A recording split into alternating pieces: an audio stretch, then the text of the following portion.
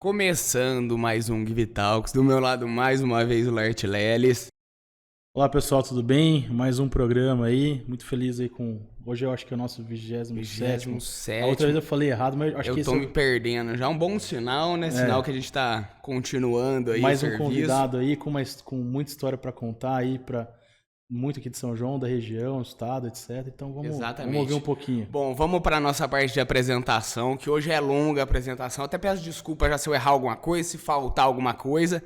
Bom, vamos lá. Ele que começou a carreira política, né, como vereador, depois se tornou prefeito aqui de São João da Boa Vista, deputado estadual por 4 mandatos consecutivos. Depois foi para a Assembleia Legislativa, né, presidente da Assembleia Legislativa. Foi secretário de Gestão Pública, depois retornou à Assembleia Legislativa, secretário-chefe da Casa Civil. Calma que tá acabando.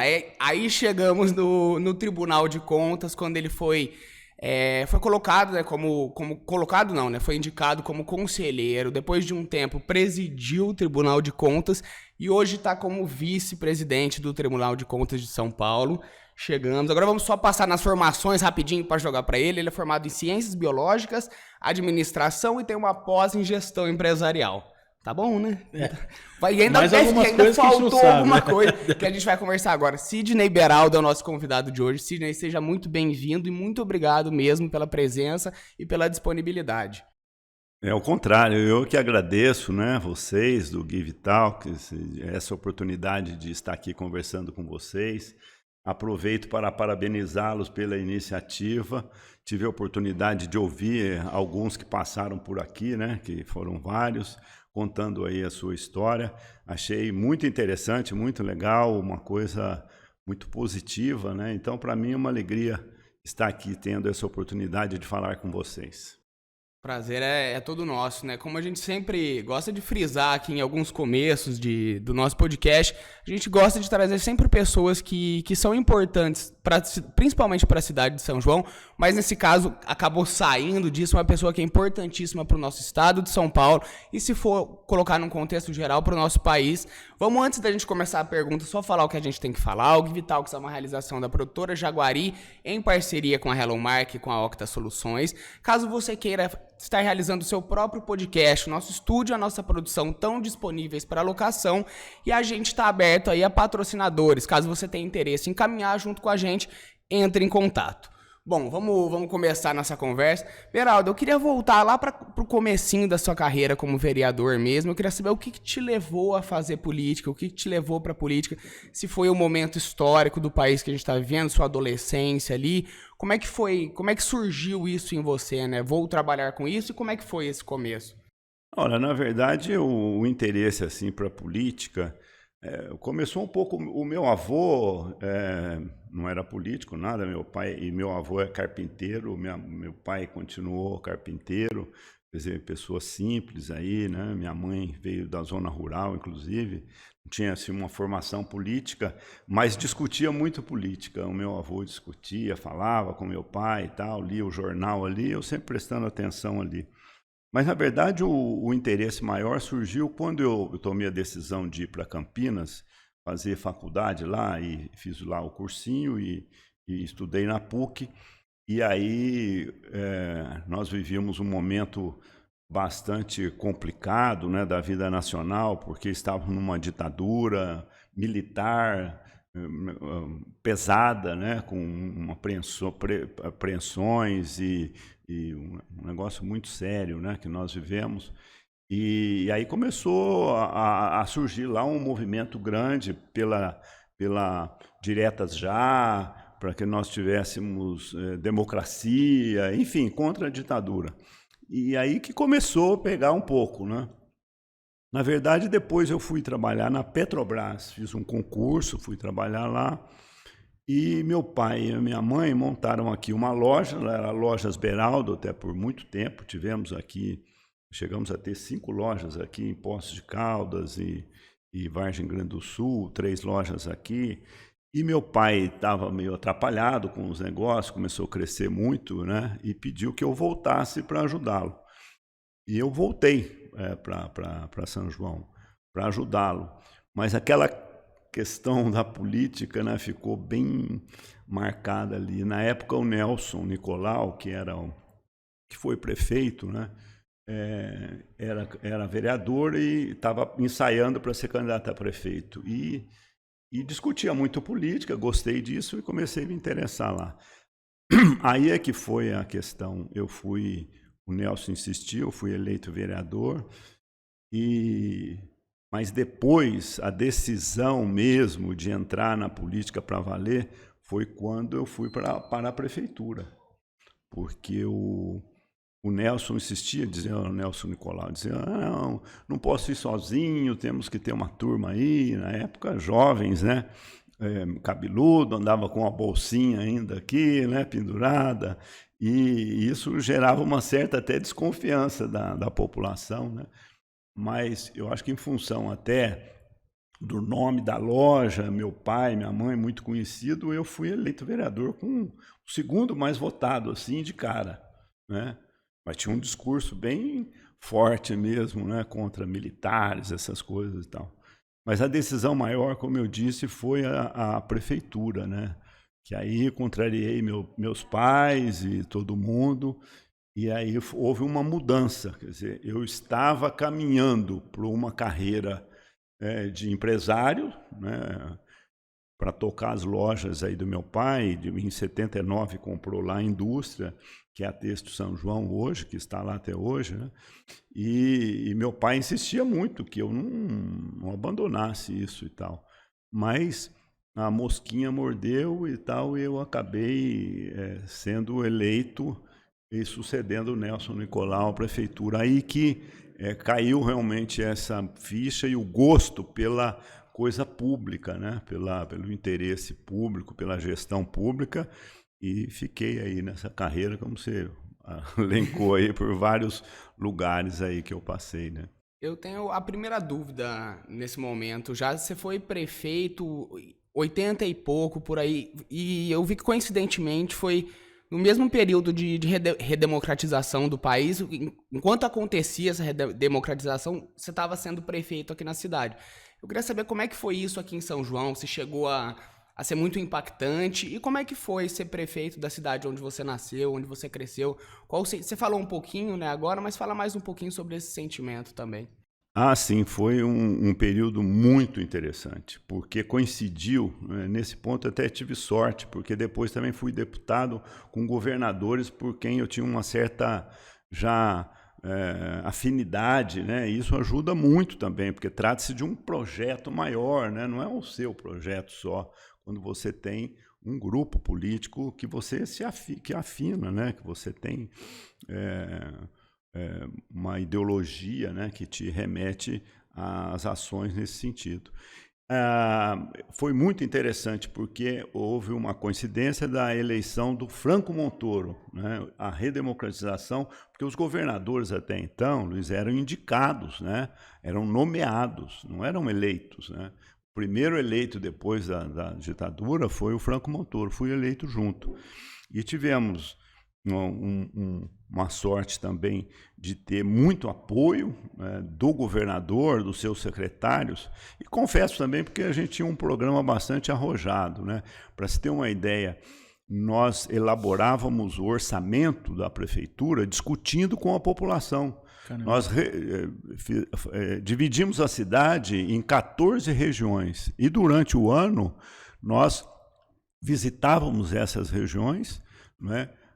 Mobilizávamos a população, fazíamos uma reunião lá à noite e levava inclusive os diretores, né, de todas as áreas para ouvir a população, não só daquilo que estava acontecendo ao longo do ano, mas prevendo, né, eu fazia uma apresentação do orçamento, o quanto que nós gastávamos com folha, o quanto gastava com o custeio e o recurso que a gente tinha para investir. Então, eu disse, moçada, nós temos aqui 10% do orçamento para investir, e nós vamos dividir isso em toda a população.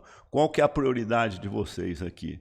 Aí eu me lembro que lá no Santo Antônio, por exemplo, tinha uma divisão lá, o Lucimar defendia a iluminação da quadra, a cobertura da quadra, e tinha um pessoal que defendia, principalmente as senhoras, mães, queriam uma creche para deixar as crianças para ir trabalhar e tal. E aí, depois de muito debate, né, não chegaram a uma conclusão. Eu disse, olha, então nós vamos anotar aqui as duas prioridades, depois nós vamos discutir lá com os representantes aí o que vai fazer. Eu estou citando aqui um exemplo da importância da democracia, e o orçamento era feito com base nessas prioridades. Naturalmente foi escolhido a creche para fazer no primeiro momento, depois fizemos lá a iluminação da quadra também. Mas os investimentos eram feitos bem discutido e debatido. E sempre eu tive uma visão e uma formação de que a cidade, que é onde as pessoas moram, né, precisa ter um conceito de sustentabilidade, né?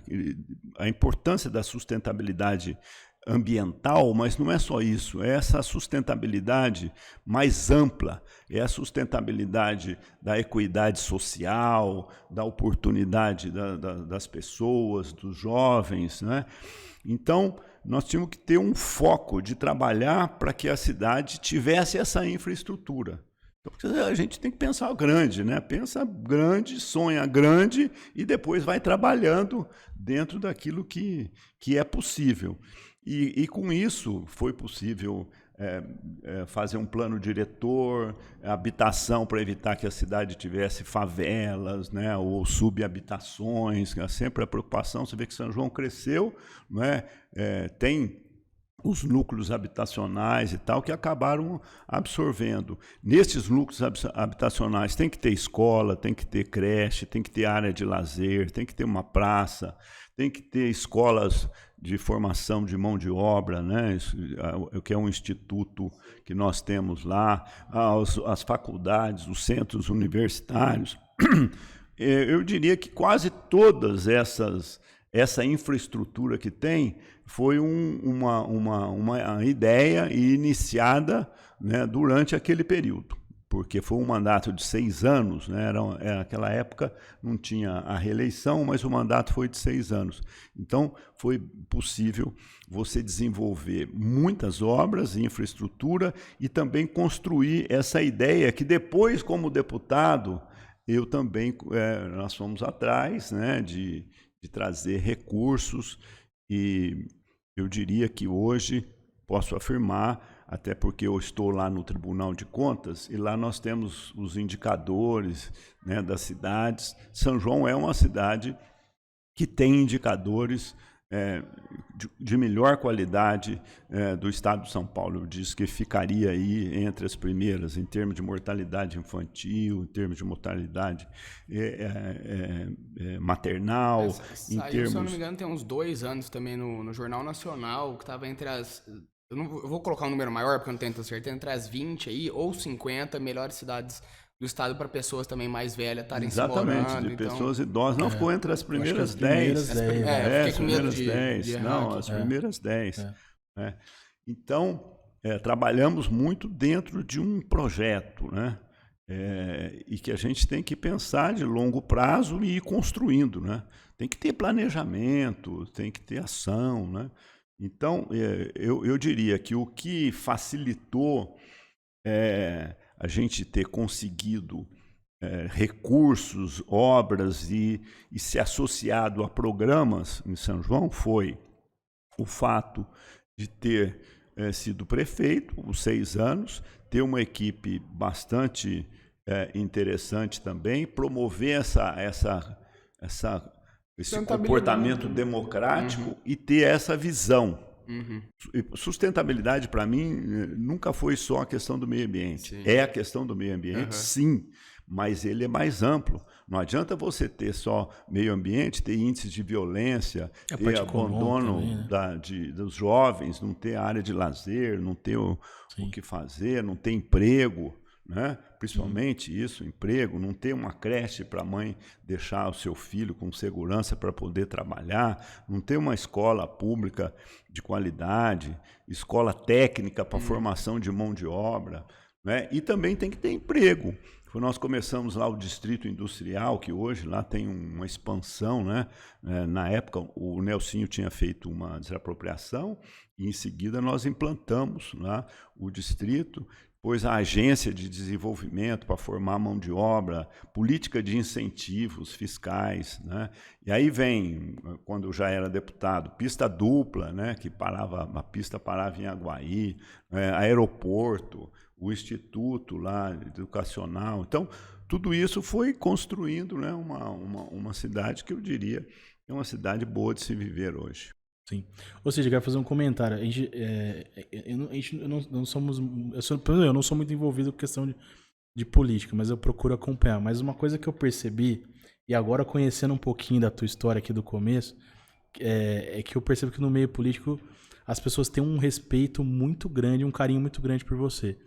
E eu não vejo isso não por questão de posição que você tá hoje, não, mas eu acho que é mais por causa da tua história. Aí eu vi agora você contando isso, eu falei, poxa, que exemplo de político. Pô, porque eu acho que a grande dificuldade é engajar a população para uma situação como essa. Eu acho que é uma dificuldade. E lá atrás, saindo de uma ditadura, né? Imagina, acho que a população estava até um pouco, talvez ali, né? Sentida, talvez uma situação, mudança muito drástica. Não tinha essa prática. Tanto é que quando nós fizemos... E juntar tudo, viu? Aqui, ó, ser transparente, tá aqui as contas, tem isso aqui, o que nós vamos fazer?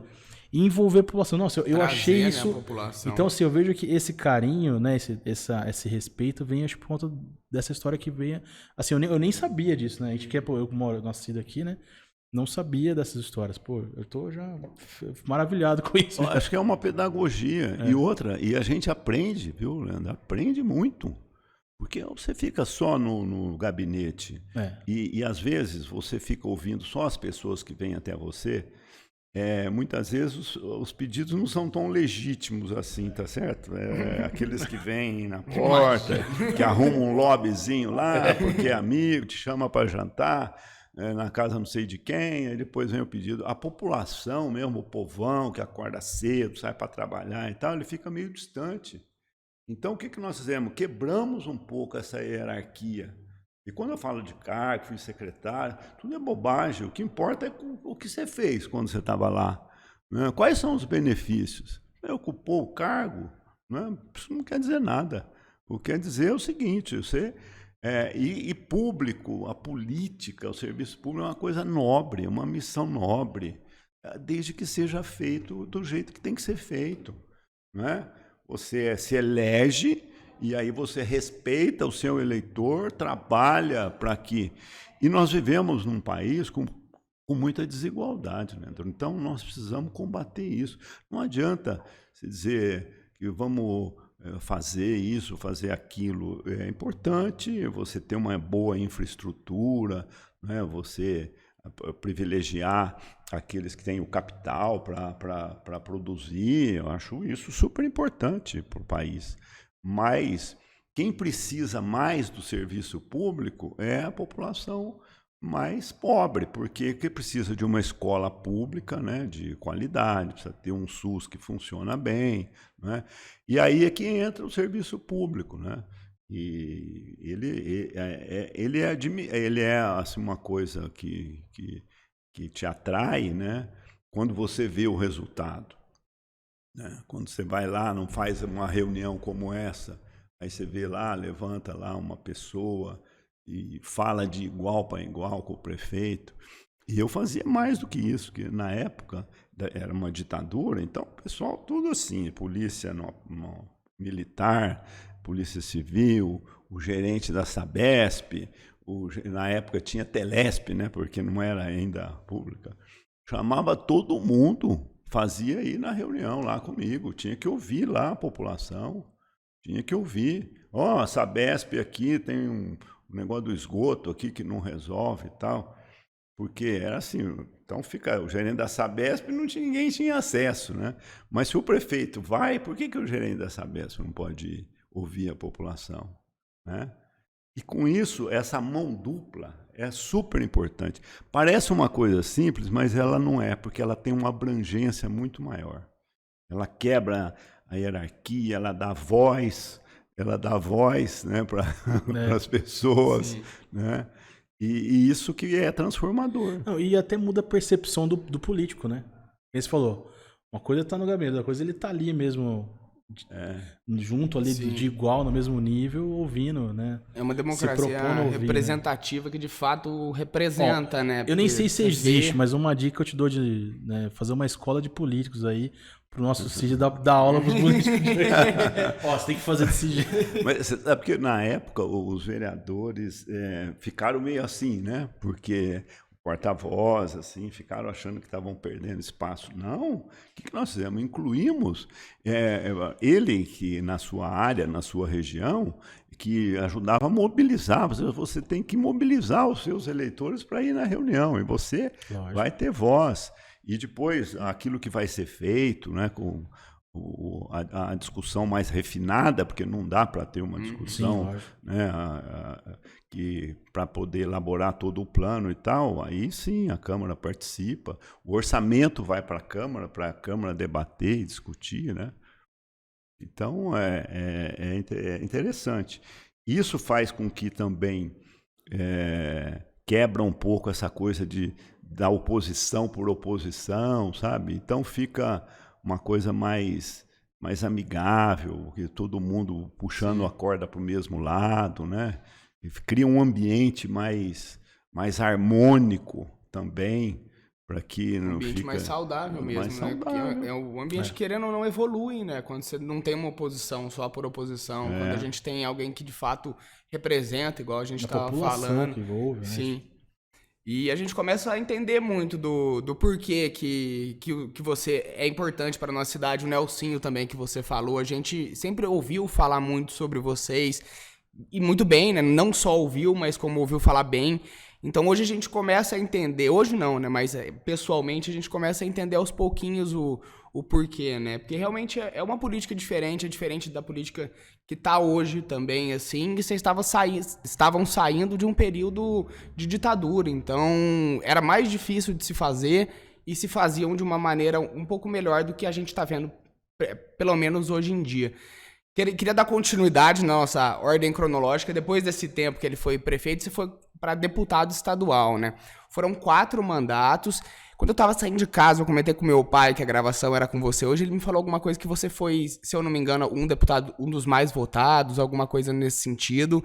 Então eu queria que você comentasse como é que foi essa mudança de sair de prefeito para um novo desafio e passar esse desafio tão bem, né? Que não é à toa que foi 4 vezes que continuou aí. Bom, a candidatura a deputado foi outra eu não diria briga, né? Porque não é o termo, uma discussão com a minha família, né? Porque meu pai continuava, poxa vida, volta a cuidar das tuas coisas, vem cuidar das tuas coisas aqui e tal, né? Mas, e eu até voltei mesmo, eu saí da prefeitura e tal, mas em 94, o Mário Covas foi candidato a governador e aí o Magalhães Teixeira, prefeito de Campinas, você conhece muito bem, minha mãe. Seu tio da sua mãe, né?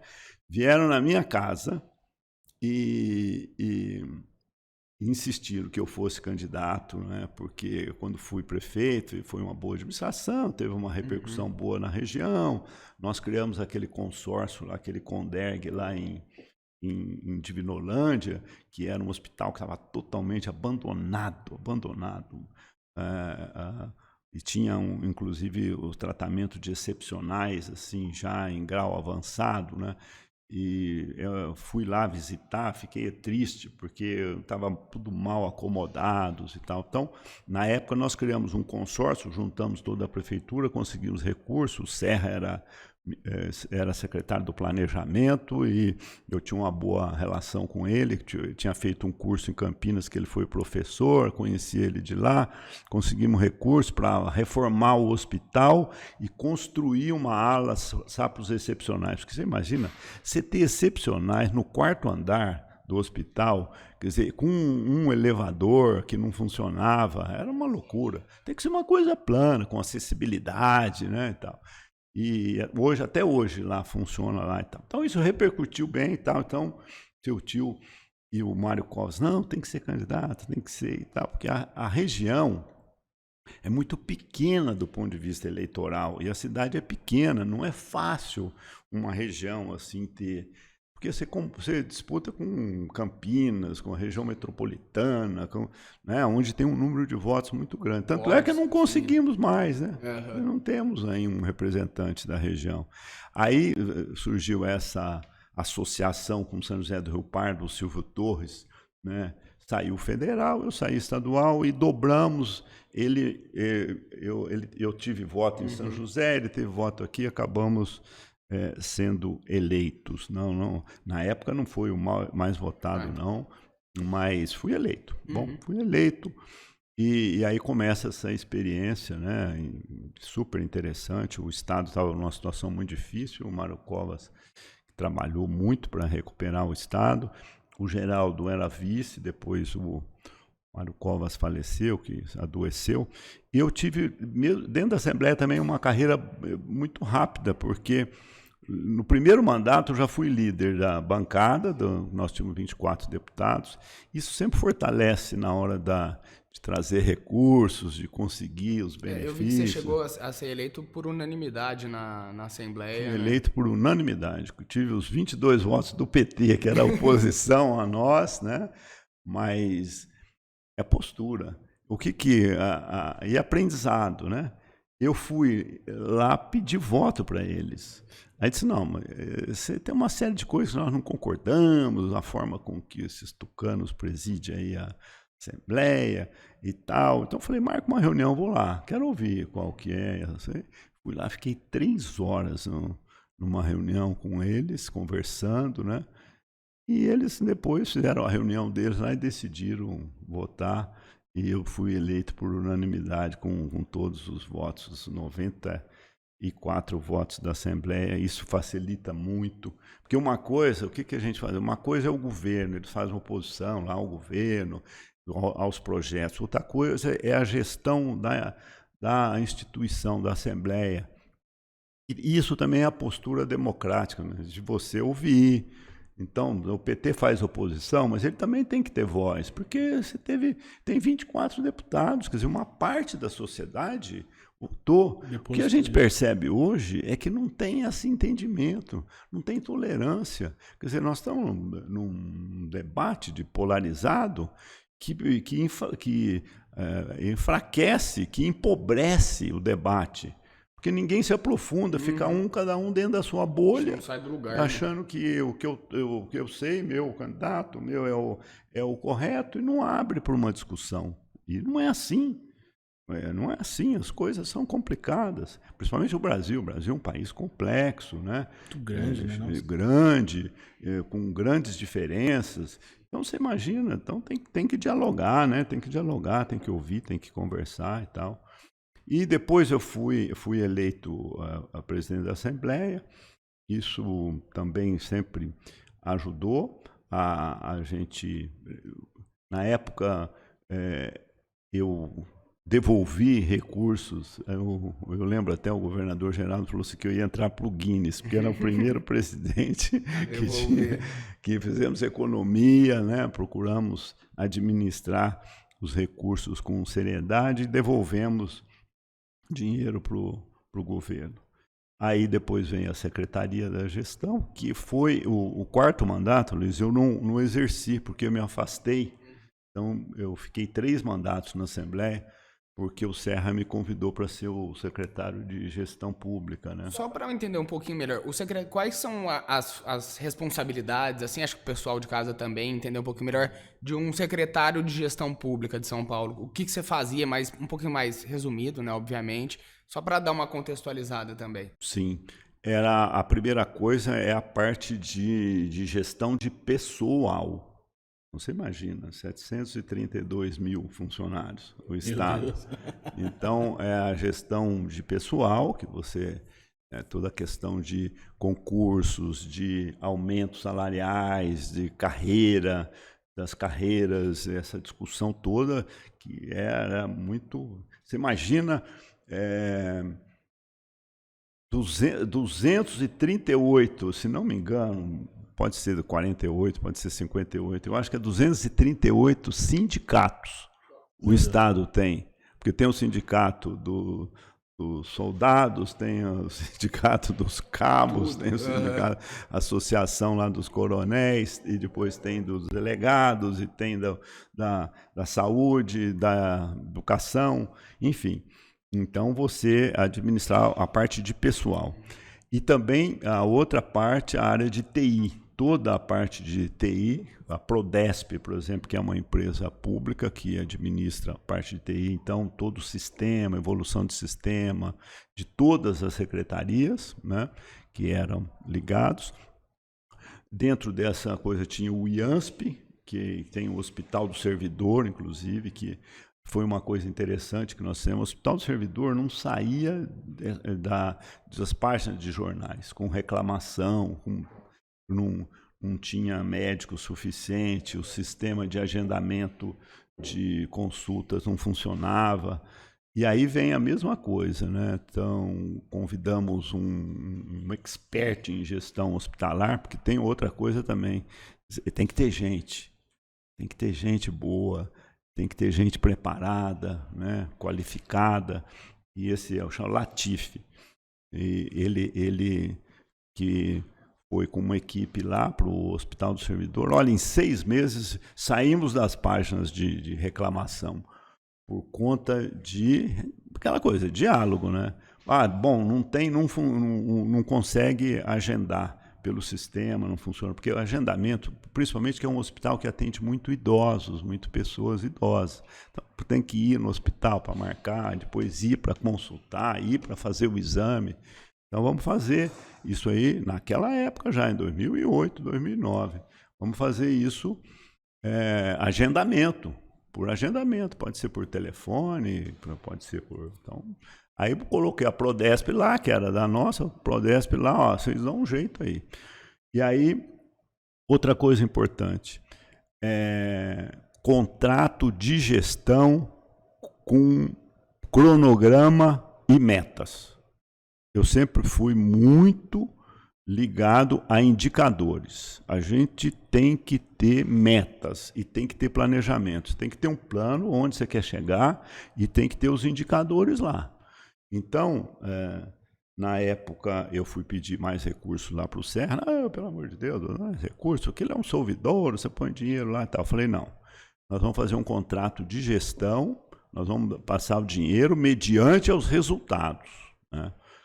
E aí foi feio, porque também só com conversa a gente não resolve, né? Precisa de dinheiro. Precisa de dinheiro, né? E aí fizemos esse contrato de gestão, estabelecendo as metas, e aí fizemos uma coisa interessante, que descentralizamos os atendimentos, que um professor de Casabranca tinha que ir para Campinas, num hospital. Então, por que o hospital de Casabranca não atende, né? Então, foi feito convênios, credenciamos médicos, inclusive aqui em São João, regionalizados, né, para poder facilitar. Isso tudo com um contrato de gestão. A secretaria... Outra coisa, o poupa-tempo, que nós fazia a gestão do poupa-tempo. Esse plano de expansão do poupa-tempo, que saiu de 11 e hoje tem 40, 50, foi planejado na nossa época, né? É lógico que nós priorizamos os grandes centros maiores, né? E depois foi aumentando, que é um programa extraordinário. O poupa-tempo revolucionou. Poupa-tempo. Foi uma mudança de uns anos para cá que... Porque era só, acho que São Paulo. Nós tínhamos 10, né? Quando eu assumi, nós tínhamos 11, sendo que 8 deles estavam em São Paulo, Grande São Paulo, Campinas, São José dos Campos, eram os grandes municípios, né? Eu lembro que eu falava assim, viu, tal coisa sai no mesmo dia. E, tipo, às vezes próximos porque nem coisa de tirar carta. Sim. O Detran, a reestruturação do Detran começou lá. As coisas demoram para... Uma coisa que eu ia falar tem a ver com o que você tinha falado anteriormente, de plantar uma coisa boa, e o tempo vai fazer isso se desenvolvendo. O poupa-tempo, o Detran, acho que são exemplos disso. A gente vê nos últimos anos essa evolução que a gente comentou, mas a gente vê também evoluindo, a gente não vê parando, né? A gente vê cada vez mais adaptação, cada vez traz um serviço novo que realmente te poupa um tempo. Outros serviços foram incorporando lá, né? No começo o Detran não tinha uma participação tão grande. Hoje você vai lá, tira a carta. Eu renovei agora, esses dias. Fui lá. Plantar também, né? Uma ideia desenvolvida e planejada para que no futuro também isso possa caminhar, né? Sozinho. O sonho é que a saúde seja um poupa-tempo, quer dizer, os postos médicos, né, que temos, as UBSs e tal, e não é difícil, é um sistema, né, que possa ter esse tipo de atendimento, né. O AME aqui já ajudou muito, porque o que acontecia antes? Você ia numa consulta, que tinha que esperar o médico lá para consultar. E o médico hoje, todo mundo pede o exame. Aí você tem que esperar para marcar para fazer o exame. Depois você vai fazer o exame. Depois fica pronto o exame, você tem que agendar com o médico de novo. Pô, a pessoa... Já vendendo do caso. Então, tratando uma perna, já perdeu a perna, já não dá tempo. Tem que ter um sistema mais ágil, mais eficiente. Né? E hoje o AME ajudou muito, a gente percebe que marca, né? E já muitos dos exames saem no dia mesmo, né? E muitas vezes a pessoa é consultada lá no AME mesmo, então já melhorou. Mas o poupa-tempo, eu acho que é um exemplo que você pode levar para outras áreas, né? Eu não sei se eu respondi ao que era a Secretaria de Gestão. Né? Não, deu para entender bem mais ou menos o que era isso. Depois você acabou voltando, né, para a Assembleia Legislativa. Eu queria falar mais um pouquinho desse período de Assembleia, porque eu li sobre alguns feitos, algumas ações que você realizou, que eu acho que vale a pena a gente estar trazendo para a nossa conversa. Uma delas, eu não sei se foi nesse momento, se foi antes ou depois, você pode também me corrigir, foi a implementação da obrigatoriedade do Estado fornecer testes para HIV e sífilis para gestantes, acho que no pré-natal ali. Teve mais algumas outras coisas que eu achei bem interessante. Eu queria que você citasse aí os principais pontos ou alguma coisa que foi mais interessante, mais especial para você mesmo também. Tem algo... Essa questão é uma questão que hoje virou uma política pública, então hoje já tem um atendimento. Eu acho que não é muito do tempo de vocês, mas o HIV teve um problema, não é uma epidemia que nós tínhamos, e o remédio, não tinha remédio, tinha tratamento, então era uma coisa muito séria.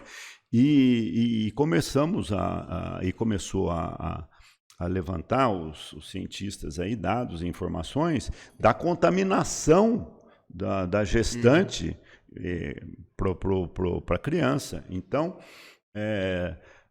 nós fizemos uma lei obrigando a fazer os exames, né? Porque você fala, mas a gestante que tem mais recursos, lá tem um plano de saúde, faz, mas a grande maioria não, né? Não fazia. Então foi um sucesso na época. Eu recebi homenagem de mães e tal, obrigando.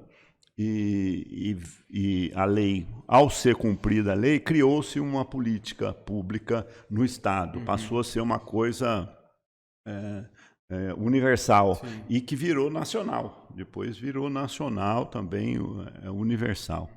Mas eu sempre fui assim você sabe que o problema nosso assim, não é muito de lei, não, sabe? O problema nosso é, às vezes, botar a mão na massa e tal, porque lei tem bastante, e às vezes a ação é burocrática e que dificulta as coisas. Sim. Então, eu sempre olhei assim um pouco para tomar a iniciativa de legislatura. Eu trabalhava muito, como eu sempre fui ligado ao governo, trabalhava muito em apoiar os projetos do governo. Né? Então, por exemplo, a renegociação da dívida do Estado de São Paulo, que era uma coisa extremamente trabalhosa, né? Que na época do Mário Covas, eu fui o relator dessas contas, né? Junto com outro deputado, e depois o secretário da Fazenda. Então, fomos a Brasília para negociar e tal, que até hoje tem o projeto das concessões, porque tem uma discussão na época, né? Porque pagar pedágio, o pessoal não pagava, não tinha pedágio e tal, começou a surgir pedágio, então uma pauleira, né? Mas eu sempre defendi, porque eu disse, olha, o DR não tem condições, um órgão do Estado, de atender uma demanda que nós temos, você imagina aí, você tem em Anhanguera Bandeirantes, quando você chega em São Paulo, tem 4 ou 5 pistas já, e mesmo assim não consegue. Você imagina se fosse lá o sistema público e fazer uma concorrência, demorar 3 anos para sair. Tá? Então, eu sempre fui favorável à concessão. Trabalhamos muito para que isso fosse viabilizado, né? Outra coisa que também, na época, deu muito debate, e acabamos viabilizando o processo de concessão, e cá para nós. Tem algumas dúvidas, hoje isso é um sucesso. São Paulo tem as 10 melhores estradas do país, né? E isso em termos de infraestrutura. Você paga um pouquinho mais, mas você tem uma segurança, o caminhão chega mais rápido, não estoura o pneu. Você sai, a gente mora na divisa, né? Para quem tá consumindo em casa e não sabe de onde a gente mora perto das divisas para Minas, e a gente já vê, às vezes, a diferença de algumas... Não tem dúvida, né? Então, eu acho que essas questões que são estruturantes, né? Que geram um debate, mas que, como você disse, depois fica, né? Na época. Outra questão importante também que nós discutimos, debatemos, que eu fui um dos relatores e que discutimos bastante, foi a possibilidade de contratar organizações sociais para prestar serviços para o governo na área da saúde e da cultura. Né? Porque hoje, por exemplo, o AME aqui de São João é administrado por uma organização social criada pela Unicamp, né? Que é a FUNCAMP, né? E era proibido, não era permitido isso, era tudo o Estado que tinha que fazer, tudo o Estado. Né? Essa lei foi aprovada, primeiramente, na época do governador Mário Covas. Deu um baita de um debate e tal, foi aprovado. Hoje é nacional e tal. Né? O que está faltando, e agora que eu mudei, que eu já saí do governo e estou na área de fiscalização, eu já começo a ver uma outra coisa, quer dizer, o Estado precisa se organizar cada vez mais para controlar as organizações sociais, porque tem organizações sociais e algumas que são criadas para poder fraudar, para poder dar golpe no governo. Sim. Então, tem uns casos aí que apareceram, né, que precisa ser combatido. Agora, você não pode jogar a criança junto com a bacia, né? Pode regredir tudo que já conquistou por causa de algumas ações isoladas. Exatamente. Né? Oh, maravilhoso, cara, isso aí. Aprendendo política aqui. Eu queria citar mais 2 só antes de... Que eu lembrei, na hora que eu fui fazer a pergunta, tinha esquecido, agora eu lembrei. Que foi, eu acho que um projeto Universidade nas Comunidades, que é isso mesmo, eu acho que chama. Deve ter sido alguma coisa voltada ao ensino nas comunidades, não sei, posso estar enganado. E uma outra que eu vi que foi que você também participou de estabelecer meio que um código de ética para os servidores públicos. Sim. Então, esse primeiro ponto eu não sei, mas comentar sobre isso aí também. O código de ética vingou, e é aquilo, né? Não vingou totalmente do jeito que nós tínhamos pensado, depois entrou outros atores, né? Entrou o próprio governo, a própria Procuradoria, entrou o Ministério Público na discussão, né? E saiu muito melhor do que eu tinha proposto, porque outros participaram com experiência e tal, mas o importante é que saiu, né? Que saiu. Porque é isso, né? Mistura o público com o privado, o sujeito está lá no Estado, aí tem os negócios lá particular, ou recebe o presentinho ali da empreiteira, ou então nós criamos esse código, né? E depois de um longo debate, para poder ter, inclusive, facilitar as apurações e até os processos administrativos, porque muitas vezes você tinha uma denúncia, você verificava alguma coisa, mas quando abriu o processo administrativo, não tinha uma base legal para poder apurar aquilo e responsabilizar, né, o servidor e tal. Então, acho que isso também foi uma coisa bastante... um avanço. Essa outra questão não vingou. A ideia, debatemos bastante, foi para as universidades. A ideia era o seguinte: o que a gente verifica?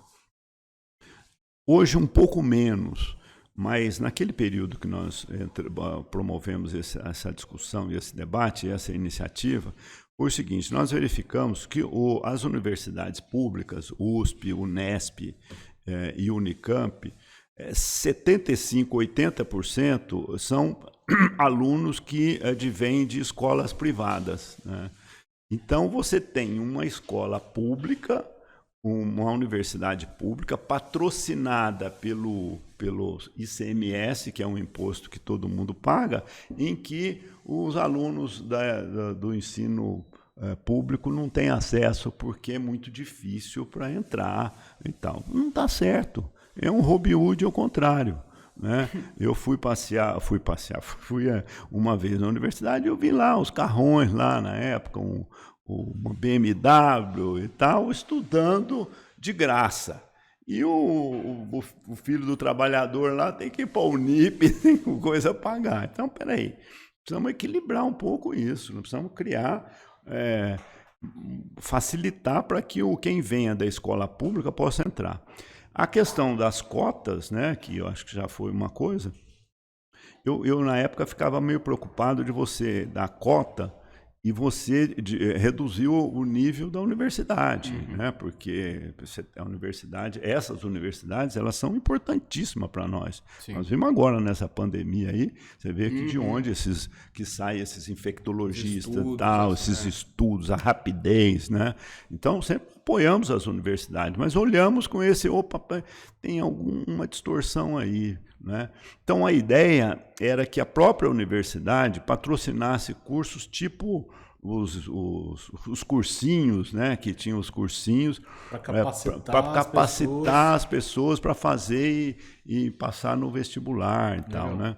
E foi isso que... Mas aí depois veio a Unicamp, ela deu um ponto, sabe? Então, quem vem da universidade pública já tem 150 pontos para poder atingir e tal. Então, hoje, naquela época, saiu de 80%, 85%, hoje está em 60% e tal. Então, já tem um processo de ascensão da escola pública para as universidades públicas, né? Eu acho que é questão de justiça, né? A gente Sim, é o mínimo, né? Justiça, né? É isso. Eu queria fugir um pouquinho agora da ordem cronológica para trazer meio que um questionamento sobre a profissão em si. Você quer colocar alguma coisa falante hoje demais? Não. Depois eu tenho problema, eu vou deixar mais para frente. Depois dessa você faz, então, que eu já tô me empolgando. Eu queria fugir um pouquinho e trazer meio que uma pergunta um pouquinho mais geral. Assim, a gente vê hoje muita gente evitando falar de política. Eu não tô nem falando numa questão A ou B, mas falar de política, falando em questões sociais, falando em debates necessários, às vezes, pro nosso bairro, não precisa ser uma coisa gigantesca. A gente vê hoje em dia muita gente evitando esse assunto de uma maneira geral. Eu queria que você falasse de uma maneira um pouco mais ampla também a importância de se deixar mais leve o assunto política e de ter esse assunto nas nossas rodas, no nosso dia a dia, o quanto é importante e o quanto é fundamental. Eu já falei o quanto é fundamental, já dei a minha própria opinião, mas o quanto você acha que isso é ou não fundamental para o nosso ciclo social, assim, de uma maneira geral? Olha, não tem dúvida. A política, ela faz parte do cotidiano da vida das pessoas. E outra, quem pensa que nós vamos ter solução para essas questões nacionais que a gente tem, ou questões não só nacional, é o mundo inteiro, né? Tem problema Sim. e tal. É política, não tem outra, é política. E nós precisamos ter gente político, né, que tem essa vocação e tal. Não tem outro caminho. O outro caminho é a ditadura. Sim. Quer dizer, é você delegar para alguém lá e mandar. Olha, eu convivi com isso. Eu vejo jovens aí namorando ditadura, falando que não, que a democracia não conserta, que não tem jeito. Eu vi um dado esses dias, que foi, acho que um dos mais assustadores que eu vi nos últimos tempos, que subiu nos últimos 3 anos 270% o número de comentários e relacionados e pessoas, né, com ideias nazistas, assim, no Brasil. 270% em 3 anos, assim, então é uma coisa que preocupa, não é? Preocupa. A gente nunca ouvia falar disso, né? E quem sabe do que aconteceu na época do nazismo, Deus o livre, né? E mesmo na ditadura que você não tinha liberdade para fazer nada.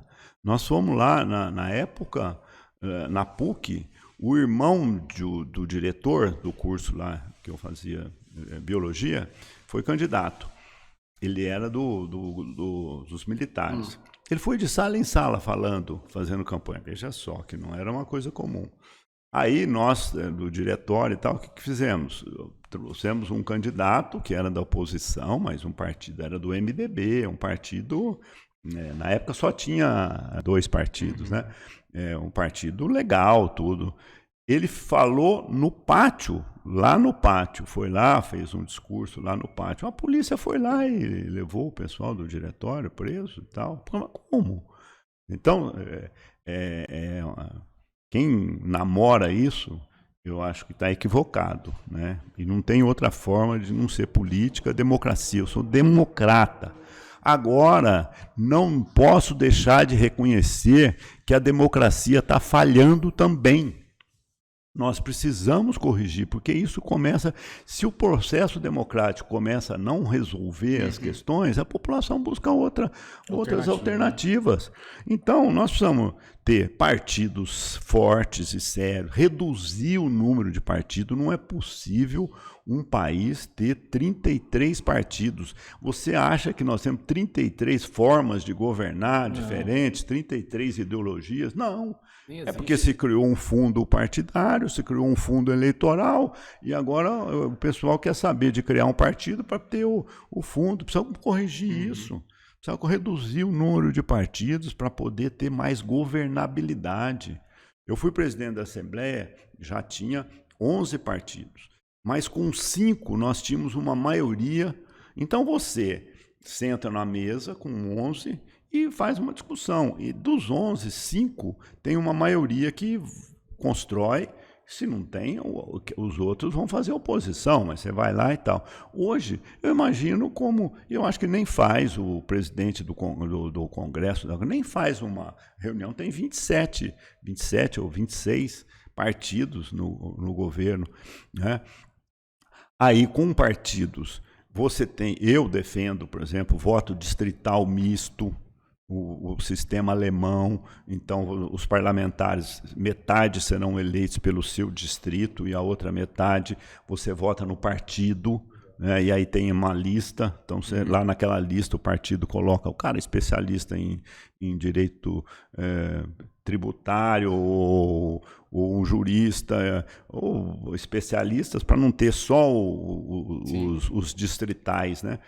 O distrital, você acompanha como que ele vota, você sabe se ele comprou um carro novo, você já sabe, opa, peraí, faz as contas do que ganha. Não é? Hoje você tem um sistema que, se você sair aqui fora e perguntar para quem votou para deputado federal, eu acho que mais da metade não sabe, já esqueceu, não leva isso em conta e tal. Então, nós precisamos fazer uma rearrumação no nosso sistema político e a democracia precisa dar mais resultado. Nós falamos aqui de resultado, né? Precisa dar mais resultado, precisa entregar mais para a população, para evitar que essas questões todas possam vir de ditadura, nazismo, coisa, não é? Então, é lógico, nós temos que condenar, temos que ser democrático, liberdade das pessoas para falar, para discutir, mas nós temos que reconhecer também que temos que fazer um conserto, uma arrumação, né, nesse sistema que nós temos hoje. E eu acho que é fundamental a redução do número de partido, a questão do voto distrital, né? Isso são os primeiros pontos, né? E partido tem que funcionar. Hoje, partido não, o cara vai para o partido, depois muda para o outro, tem janela, agora vai ter janela, aí metade sai para lá, para cá, então não tem como. Sim. Né? Não tem nenhuma ideologia. É um absurdo. A minha pergunta vai de encontro com o que ele está falando. Existe esse preconceito, vamos falar assim, da população, no geral, tanto para se envolver como no sentido de debater, no sentido de se envolver, e para aquelas pessoas que até falam assim, pô, por que você não entra na política? Aquele preconceito. Como engajar a população para participar mais, né, dos assuntos, se envolver e se opinar mais, e como engajar pessoas boas que tem por aí que não estão na política e poderiam entrar e fazer diferença? Porque eu acho que eu acredito que esse existe um preconceito. Tem muita pessoa que eu tenho certeza que por que você não entra pra ser candidato a prefeito? Imagina, deve ter um monte de gente, às vezes, que são pessoas que são excelentes e falam assim, poxa, política... É aquele não quero saber de política. E a população, às vezes, também, quando você vai falar qualquer coisa de política, não quero discutir política. É que nem aquele negócio, né, que futebol, religião e política não se discute. Mas eu assim, pelo que eu tô entendendo um pouquinho aqui, eu falo assim, eu acho que, na minha opinião, discutir essa coisa de rivalidade, né? Mas discutir algo que seja bom em benefício da população tem que ser discutido, na minha opinião. Perfeitamente, mas tem que ser discutido, amplamente discutido. O que está acontecendo hoje? O que está acontecendo é que você tem uma polarização, né, entre dois grupos, as redes sociais, né, trabalhando num sentido de divulgar aquilo que interessa e de uma forma pequena, de uma forma sem nenhuma reflexão. Então começam, e aí um passa para o outro e tal. Isso então provocou o quê? As pessoas que têm um pouco de mais conhecimento, que quer discutir um pouco mais amplo, se afastaram. Então ficou uma coisa que não tem discussão, não tem um aprofundamento. Agora, o que precisa discutir? Os temas. Então você faz o seguinte, bom, nós temos hoje uma desigualdade social enorme no país, né? Como é que...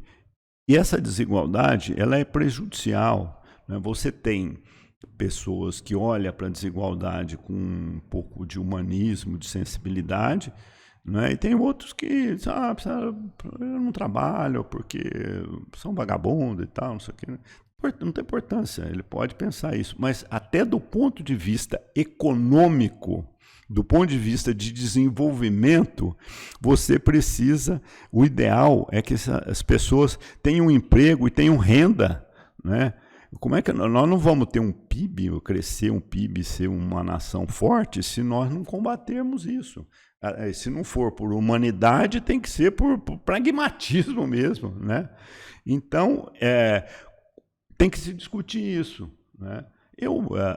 Às vezes, eu tenho uns amigos, sou convidado e tal, vamos conversar. Às vezes a gente conversa sobre filosofia também, sobre budismo, sobre hinduísmo, porque é gostoso, eu também gosto de discutir isso. Há um pouco de espiritualidade, o senhor, né, é também. budista? Não, eu não sou, mas eu leio muito sobre. Eu gosto. Acho que o budismo começou, ele não é uma religião, né? O próprio Buda nunca pensou numa religião, é uma filosofia, é uma forma de ver, de encarar a vida, né? Então, se você aprofunda nisso, você vê que é uma coisa bastante interessante, né? Não sei se você... A família da minha namorada é budista, eu tenho um amigo também e a família inteira dele que é também, então durante o período de faculdade eu passei a ter um contato um pouco maior, conhecer um pouquinho mais também. Mas você vê que é uma coisa... Aí já dá uma guinada aqui, né? E uma coisa muito comum entre o porquê, né? Eu pergunto às vezes, não, mas por quê? Não que tenha que ter um porquê, né? Mas por que você seguiu? Foi onde que tudo pareceu fazer mais sentido aqui, sabe? É uma resposta comum, eu acho que entre os budistas, assim. Para mim, isso faz mais sentido. Responde as perguntas sem aqueles dogmas, aquelas coisas, né? Você não entende, mas tem que ter por causa da fé e tal. Então, você tem que ter uma lógica. Agora, quando chega na religião, né, que transformou numa religião, que aí tem aquelas crenças todas, aí eu fico mais distante. Eu prefiro os 4 caminhos. Sim. As 4 verdades, o caminho octúblo e tal, e me aprofundar nisso, porque é filosofia, né? Filosofia. Mas só que eu me perdi totalmente. Não, eu perguntei sobre como engajar a população, tanto para participar mais. Aí você falou que às vezes você conversa com os amigos, e às vezes o assunto é budismo, religião, você estava falando de isso, mas tem da política. Então, o seguinte, como é que a gente faz, né? Para a pergunta, quais seriam os caminhos para que a gente tenha uma igualdade, né? Tenha mais uma inclusão social maior e tenha crescimento econômico e tal. Então, quando você faz uma pergunta dessa, vamos discutir esse tema. Poxa, mas só o neoliberalismo, só o liberalismo que vem com essa coisa de fiscal, não pode gastar mais do que arrecada, tem que ter o controle do dólar, do juro, então só isso resolve? Aí vem o outro, não, tem que investir, o Estado tem um papel fundamental, tem que investir, não tem que ficar controlando o gasto e tal, como é que é isso e tal? O que deu o resultado? Pô, dá uma bela discussão. Aí você tem exemplos, né? Você fundamenta por que tem que ter o controle. Se você tem o déficit, está gastando mais, ele não pode ir para custeio, tem que ir para a infraestrutura, porque a infraestrutura, então a infraestrutura vai ajudar a ter desenvolvimento econômico e com isso você tem inclusão. Na educação, não é? Poxa, por que os problemas da educação? Aí você faz um estudo de que você tem um problema de aproveitamento seríssimo, dependendo do ambiente que o aluno fica. Ele fica 3, 4 horas na escola, mas ele fica o restante na casa, onde os pais não estão presentes, onde os pais são analfabetos, não tem o tempo para a lição de casa. Então, como que você compensa isso? Então, tem que ter a escola em tempo integral, essa criança tem que ficar mais tempo na escola.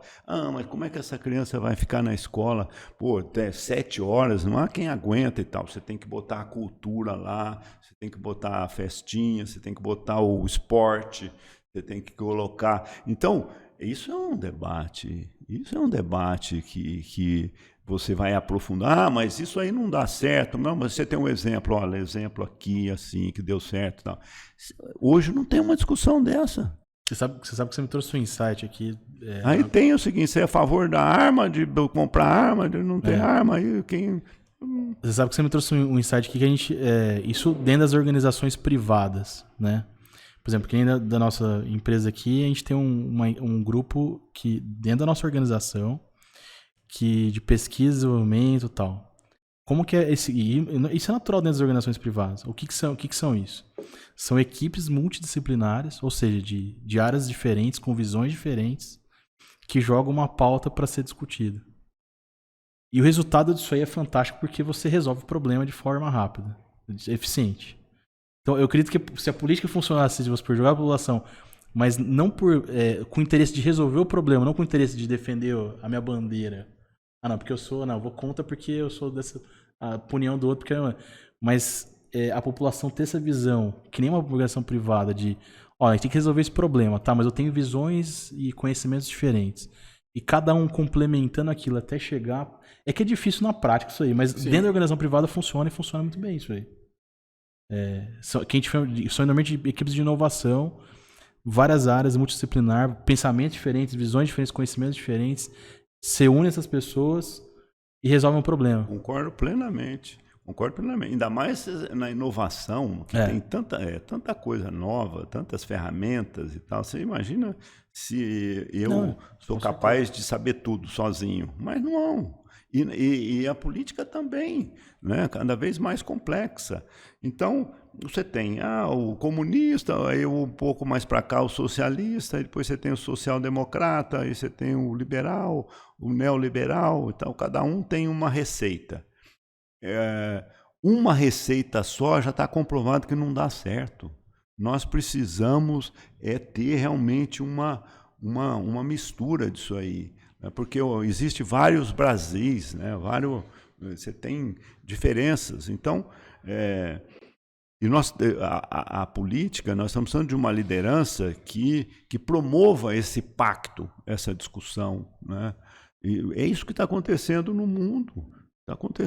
Eu acho que muito o que falta para a gente ter isso aí cai, eu acho que para quem vota mesmo, a gente parar para pensar na questão de diversidade no voto, assim, sabe? Não adianta a gente esperar que as coisas vão mudar se quem tá lá são as mesmas pessoas, o mesmo padrão e o mesmo tipo de pessoa de 50 anos atrás.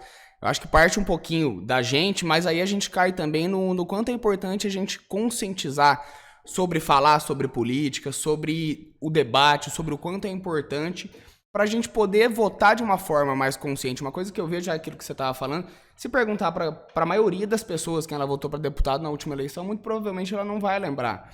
Então eu acho que parte um pouco disso da gente tá tentando mudar também os padrões de certa forma aí, mas isso vem através dessa parte de conscientização, eu acho, né? Eu acho que é um ciclo, né? Acaba sendo um ciclo.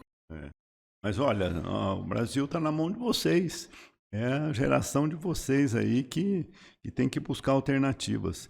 Eu não sou tão pessimista, porque se a gente olha assim a política, olha o Congresso, né, que, poxa, não tem dinheiro, o que não tinha dinheiro? Acho que para pagar as bolsas do pessoal lá que está estudando fora e tal, não tinha dinheiro, e os caras aumentaram o valor do financiamento público, né? De 4 bi foi para 5 bi e tal. Pô, se tem uma organização, um pessoal forte e tal, mas não deixa isso acontecer. Quer dizer, vai para a rua, vai lá para o Congresso e tal. E é na pressão, né? Porque é um absurdo, né? Eu estou na política e tal, quer dizer, agora não estou mais, mas minha vida sempre foi da política, mas é um erro isso, não tem necessidade disso, né? Então, eu acho que esse Congresso e esse modelo que está aí não vai mudar muita coisa não, porque está tudo viciado, né? Não querem diminuir o número de partido porque ficou aí cada um administrando o seu fundo partidário, né? Mas eu não sou pessimista porque eu vejo, olha, muitas entidades, organizações, fundações promovendo discussões bastante interessantes.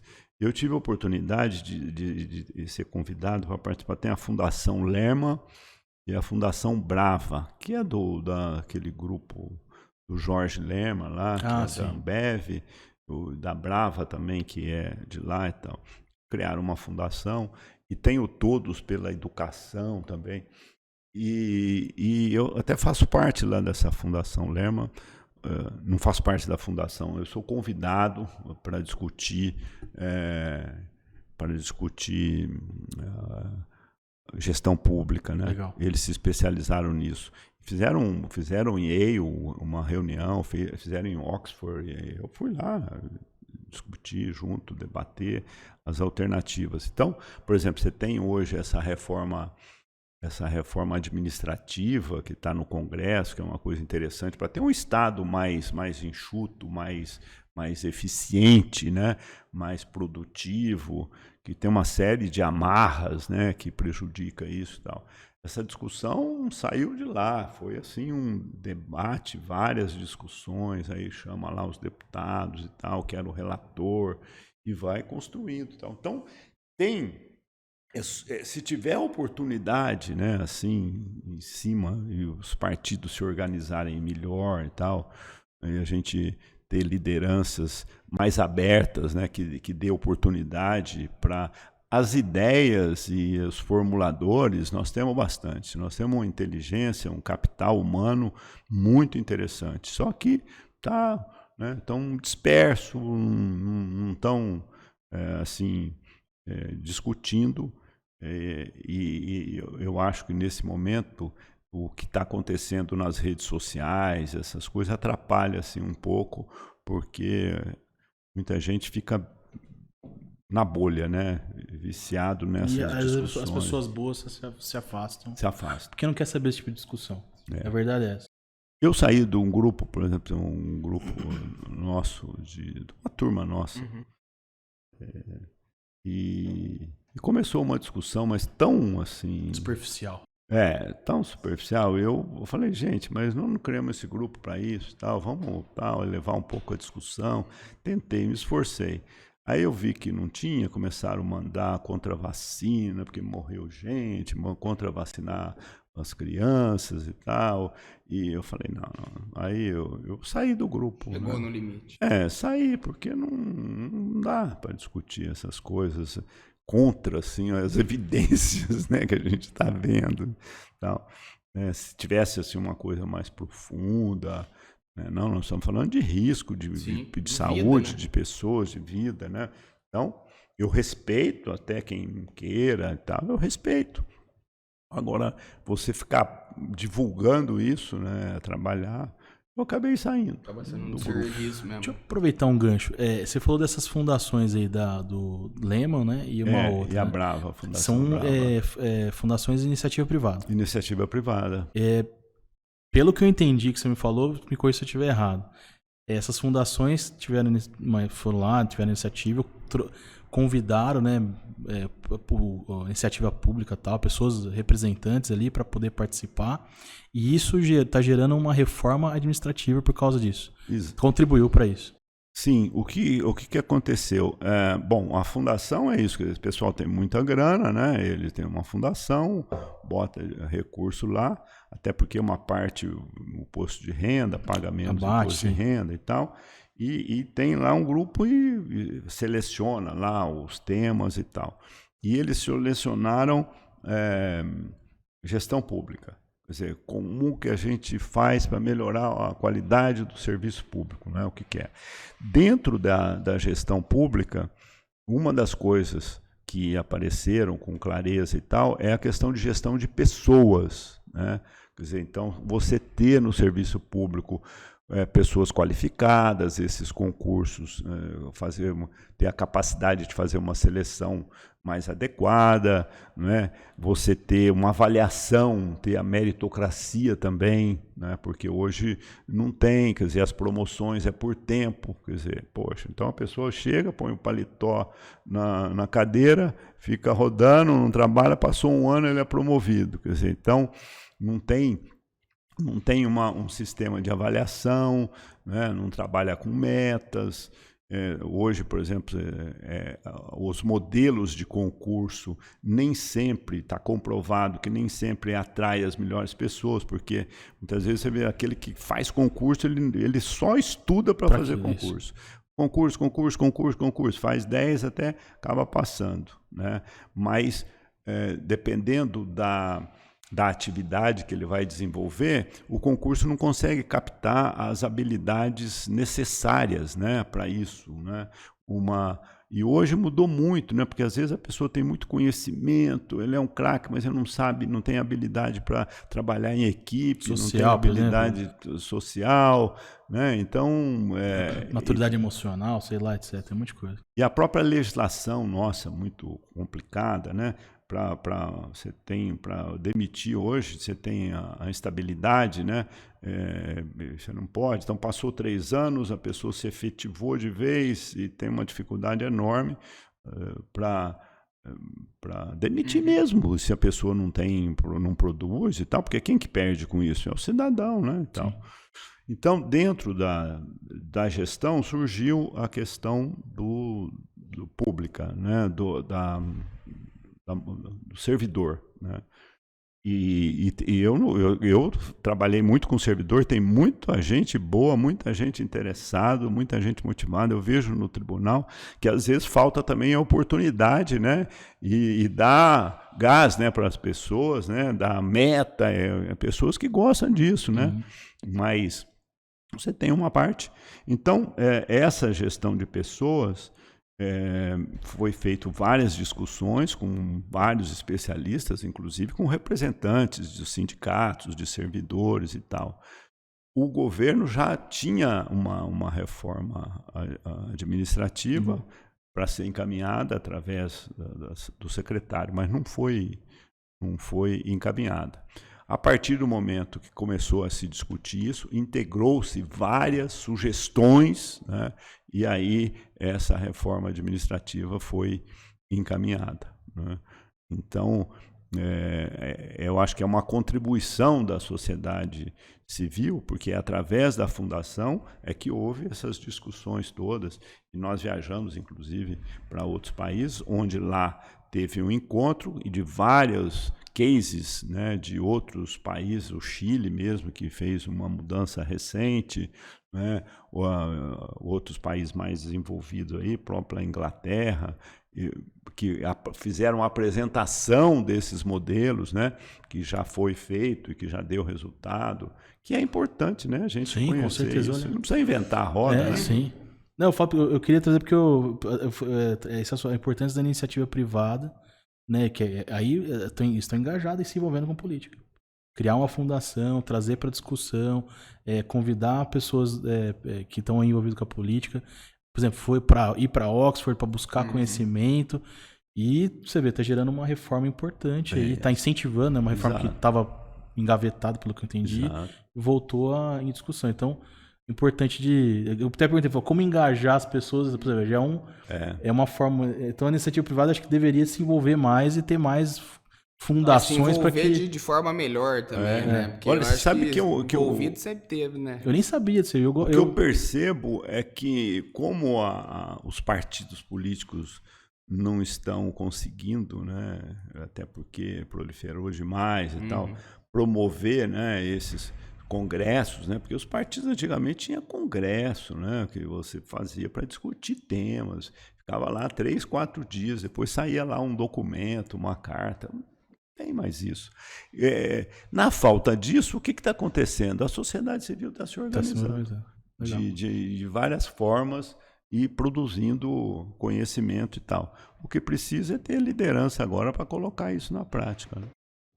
Só, antes da gente faz um intervalinho normalmente, só queria antes desse intervalo, só para engrenar na ordem cronológica certinho, a gente falar tudo tudo não, né? Mas pelo menos algumas partes importantes aí da sua trajetória, na hora que acabar, eu tá com a sensação de não falamos pelo menos as coisas mais importantes aqui. Eu queria falar da sua trajetória, a gente se perdeu aqui nesse meio tempo. Na ordem a gente estava quando o senhor voltou para a Assembleia Legislativa, depois disso você virou secretário-chefe da Casa Civil e depois disso acabou virando conselheiro do Tribunal de Contas. Eu queria que você falasse desse período, dessas duas transições, como é que foram essas duas mudanças e falar também um pouquinho, igual a gente fez no secretário de gestão, também o que faz mais ou menos um secretário-chefe da Casa Civil do Estado de São Paulo e falar desse período de transição até chegar no Conselho, que é onde você está hoje, há mais de 10 anos aí, né? Tá. Bom, a minha volta para a Assembleia foi uma exigência legal, porque como eu era candidato à reeleição, então você tem que se afastar em abril, tem que se afastar 6 meses antes de um cargo executivo. Então eu tive que sair em abril e voltei para a Assembleia. Mas como deputado, na época o Geraldo Alckmin foi candidato a governador, né, em 2010. Então, na verdade, eu assumi o mandato na Assembleia, mas acabei ficando que eu fui indicado como coordenador da campanha do Geraldo, né, porque tinha tido uma experiência no governo Serra, tinha toda a estrutura ali, e como já tinha também uma participação, uma integração sempre até pessoal com o Geraldo, né? Isso facilitou. Então, eu voltei, mas não voltei. Quer dizer, fiquei na Assembleia, mas fui coordenar a campanha. Foi uma campanha vitoriosa, né? O Geraldo ganhou a eleição no primeiro turno. E aí,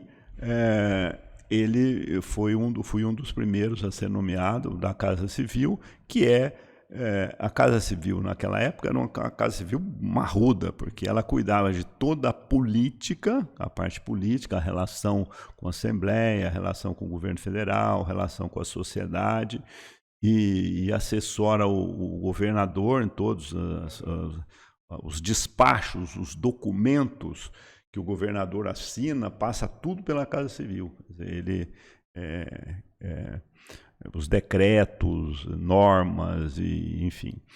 E também, na época, tinha também a parte de governo, que é o andamento das obras, o governo em si, quer dizer, a relação com os secretários, né, do Estado. Então, sem dúvida, era uma função extremamente de muita responsabilidade, né? De muita responsabilidade. Hoje, para você ter uma ideia, que era tão Parrudo, né? que teve que dividir, né? Então, hoje você tem a Casa Civil que cuida da parte política, da relação, prepara os documentos e tal, e tem a Secretaria de Governo, que cuida da relação com o secretariado, do andamento das obras e tal. Na época era tudo junto. E eu assumi logo no início, né?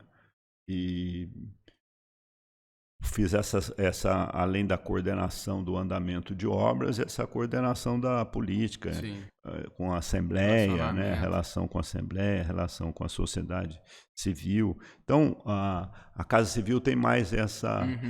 Ela não é uma secretaria operadora, né, de programas. Ela tem a relação política, essa relação administrativa dos despachos dessas coisas todas é a Casa Civil que prepara, e o andamento das questões de governo, né? Então, o metrô está construindo obra, está andando, não está andando, casa lá, tem uma meta, né, de construir tantas casas, então o secretário, então chama o secretário para conversar, então isso aqui era... E agora a questão do Tribunal de Contas, uma coisa assim... Primeiro, não estava programada, né? Eu não tinha nenhum interesse, nem o governo, eu estava lá na Casa Civil, cumprindo lá a minha função e tal. Acontece que a vaga era da Assembleia, porque o conselheiro do tribunal, você tem hoje, um que sai do próprio tribunal, que são os auditores concursados e tal, escolhe. Tem agora, a partir de agora, o Ministério Público de Contas, que é um Ministério Público que tem lá dentro também, que na hora que chegar a vez dele, ele vai escolher para ser. E os outros são 7, né? Os outros são 3 da Assembleia e 2 o governo que indicam. Essa vaga era da Assembleia. E a Assembleia tinha indicado uma assinatura lá de maioria dos nomes de um que o governador, né, não vamos discutir isso aqui, né, não tinha interesse e com razão e tal, porque o Tribunal de Contas, você cuida de contas, é uma coisa extremamente responsável e tal. E aí teve várias tentativas e não conseguiam um nome que pudesse... O deputado já tinha maioria, precisava 48 assinaturas, ele tinha 63 e tal. E aí o presidente da Assembleia fez lá uma enquete, falou, e aí o único que podia mudar e tirar e mudar era o Beraldo. Está lá na Casa Civil, o pessoal tem uma boa aceitação aqui, o PT também não gosta, apesar da gente brigar, mas era na política que a gente brigava. Você é um mais equilibrado ali, né? Então, foi assim que eu acabei... o governador me chamou lá e eu telefonei para quem manda lá em casa, que é a minha mulher, né? Até depois do intervalo eu queria fazer uma pergunta relacionada a essa questão de família. Eu liguei para ela dizendo, olha, acabei de ter aqui, o Geraldo me falou que tenho que ir para o tribunal, porque lá a maioria tenho que ir. Lógico que tinha que reverter isso na Assembleia e tal. E a minha esposa disse, o que você está esperando, pelo amor de Deus? Esse negócio vai te matar, Casa Civil. Você sai 7 horas da manhã, chega 11 horas da noite, e não sei o quê. E aí eu fui parar no tribunal. Bom, a experiência, eu diria para você, como a gente tem essa vocação, eu gosto da coisa pública, a experiência tem sido para mim extraordinária. Porque... você lá faz o acompanhamento, a fiscalização de contas das prefeituras e do governo do estado. Então, você imagina, são 644 municípios, né? Cada ano é dividido por 6, né? Então eu tenho 107 prefeituras que passam pela nossa auditoria e também o governo do estado, com as suas secretarias, com tudo que nós fazemos as auditorias e tal. E é uma experiência muito boa, interessante. E aí tem uma coisa, eu sempre tive uma visão de que as auditorias não pode ficar só na questão legal, na vírgula, ou seja, que a gente chama de conformidade, né? Tem que estar tudo nos conformes. Quer dizer, além de estar nos conformes, ela tem que ter efetividade, tem que ter resultado, porque não adianta, né? O prefeito fez uma licitação e um contrato, né? E fez uma obra, ela atendeu toda a legislação, foi o mais barato e tal, só que a obra não tem interesse, a população não tem interesse, não é uma obra, não é uma escola, não é. Então, qual que é a efetividade? E, além disso, a efetividade das políticas que são desenvolvidas mesmo. Então, nós começamos a pensar, e aí foi muito fértil, porque logo o presidente criou um grupo lá para a gente estudar isso, e nós acabamos criando um conjunto de indicadores que chama Índice de Efetividade da Gestão Municipal, IEGM. São 200 e poucos quesitos, né, que avalia a saúde, educação, planejamento, a parte fiscal, a parte de segurança da cidade, que não é a segurança, é a questão da resiliência da cidade, né, para as pessoas. Por exemplo, nós avaliamos se as cidades têm uma avaliação das pessoas que moram em área de risco, qual que é as ações que eles estão desenvolvendo para tirar essas famílias dessa área de risco. Estou falando isso por conta do que aconteceu lá em Pretópolis, em Franco da Rocha. E lá já tinha, né, estudo, acho que 2 anos que já era área porque caiu, já teve há 2 anos atrás, tudo, né? Já sabia, mas não foi feito nada, né? Pois é. Eu entendi. Não ia entrar em méritos, que não devo entrar aqui, mas é importante você ver. Mas esses indicadores não é tão recente. Não, nós criamos, eu fui para lá em 2013, no começo, eu fui em 2012, mas dezembro, né? Então logo saiu o recesso, eu assumi mesmo em 2013.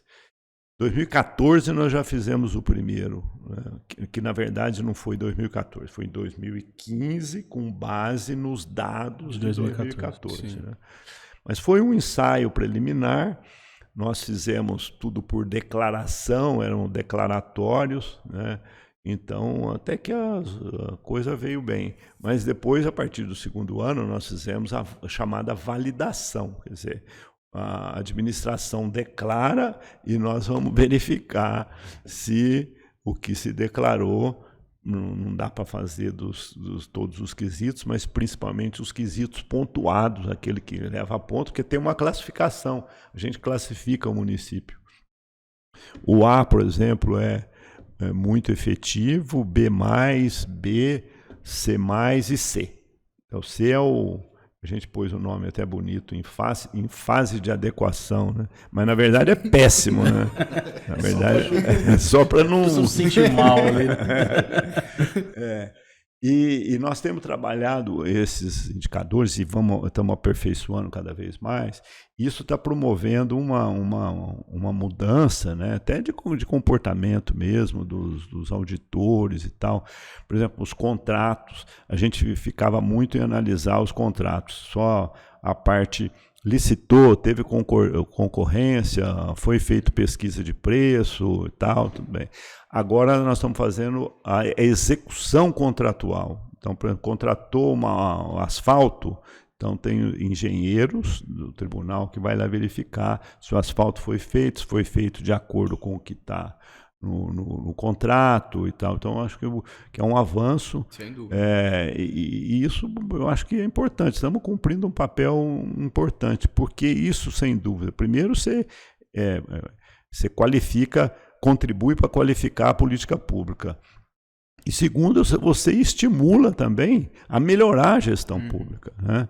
A melhorar. Sim. Porque você tem, por exemplo, 2 pontos dos municípios que eu acho eles vão mal no planejamento, inclusive São João, vão mal no planejamento e no e-cidade, né, que é essa questão da segurança da cidade, da resiliência e tal, vão mal. E na parte de TI também não estão bem, de sistema e tal. Então, você pega, olha, se não tem um bom planejamento, se não tem um bom sistema, as outras políticas vão ser prejudicadas, né? Então, apurando todos esses dados, quer dizer, o objetivo não é a gente ficar punindo, ficar multando, o objetivo é que melhore. Sim, né? Olha, aqui, está aqui, ó, vocês vão melhorar isso aqui, né? Então, na prática mesmo. Né? A experiência do tribunal, para mim, está sendo muito boa também. Estou gostando. É isso. Rapidinho, a gente vai continuar falando um pouquinho mais do tribunal. O Laerte vai fazer a pergunta relacionada à família também. A gente só vai fazer um breve intervalo. Já a gente volta. Rapidinho.